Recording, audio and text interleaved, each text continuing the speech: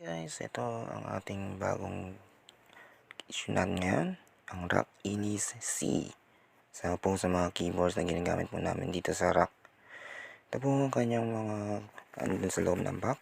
Ito po yung keyboard. Ito rin po ang kanyang wire. Type C po siya, mga kaibigan. Yan po. Ito po yung nandun po sa likod para magamit nyo ang ating ROG Inis C. Meron po siya pang stand, meron din siya pantanggal ng mga keys, at meron siyang extra na red switch, red key. Ito po, now working na po siya. Kailangan nyo pindutin yung red key para magamit nyo yung ibang functions ng ROG Inis. Backlight po ang kanyang RGB at nagagamit naman po siya. Ayan po. Until next time, guys.